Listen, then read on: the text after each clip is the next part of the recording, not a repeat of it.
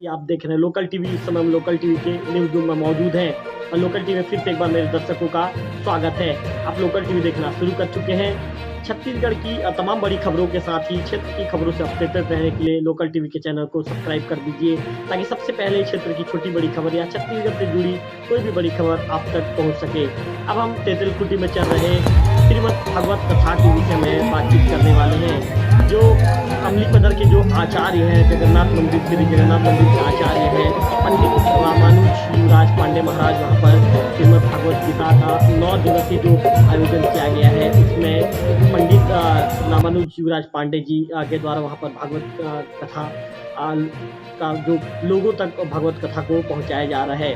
आपको बता दूं कि ये आयोजन 9/4/2024 से 9 अप्रैल से 17 अप्रैल तक रखा गया है।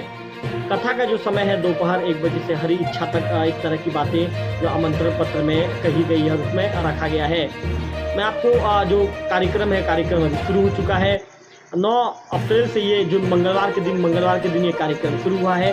उस दिन कलश यात्रा और गौकर्ण कथा का आयोजन उस दिन किया गया था। इसके बाद अगले दिन 10 अप्रैल को बुधवार के दिन परीक्षित जन्म सुखदेव परीक्षित संवाद का कार्यक्रम किया गया था। उसके अगले दिन 11 अप्रैल को गुरुवार के दिन कपिल कथा सती चरित्र का जो कोई कहानी है भागवत कथा में सुनाई गई। इसके बाद 12 अप्रैल को दिन शुक्रवार को भक्त प्रहलाद कथा बलि बामन कथा उस दिन कथा के माध्यम भागवत के माध्यम से पंडित युवराज पांडे जी ने वहाँ के श्रोतागणों को बताया। इसके अगले दिन 13 अप्रैल दिन शनिवार को श्री राम जन्म कथा बताई गई। इसके बाद जो 14 अप्रैल को दिन रविवार के दिन नामकरण पूतनावध दहीलू बाल लीला होली महोत्सव का आयोजन रविवार के दिन होना है। वहीं 15 अप्रैल दिन सोमवार को रुक्मणी विवाह महारास का जो कथा है वो बताया जाएगा। वहीं 16 जो अप्रैल है मंगलवार के दिन सुदामा चरित्र भागवत कथा परीक्षित मोक्ष और चढ़ोत्री का उस दिन कार्यक्रम किया जाना है। इसके साथ साथ 17 अप्रैल दिन बुधवार को गीता पाठ हवन पूर्णाहुति और कपिला तर्पण उस दिन किया जाना है। आपको बता दूं कि ये पूरे जो तेतलखुटी जो धरनी बहाल के जो सभी गांव के लोग हैं, इस कार्यक्रम में सभी गांव के लोग अपनी सहभागिता प्रदान कर रहे हैं। हमारे लोकल टीवी के स्क्रीन पर मैं आपको दिखाऊंगा कि किस तरह पंडित युवराज पांडे का कार्यक्रम के पहले दिन जो मंगलवार के दिन जो 9 अप्रैल को पंडित युवराज पांडे जब पहुंचते हैं तो उनका किस तरह से आत्मीय स्वागत किया जाता है और आत्मीय स्वागत के बीच पंडित युवराज पांडे को किस तरह से वहां पर जो बनाया गया है, जो मुख्य मंच जो बनाया गया है, जहां से पंडित युवराज पांडे बैठकर रामानुज युवराज पांडे जहां से बैठकर भागवत कथा का पाठ करते, भागवत कथा को लोगों तक सुनाते हैं, वहां तक उनको ले जाया गया। मैं आपको बता दूं कि कर्ता के रूप में जो तपेश्वर ठाकुर हैं कर्ता के रूप में मौजूद है। उनकी पत्नी नंद कुमारी राजपूत दोनों कर्ता के रूप में वहाँ पर मौजूद हैं।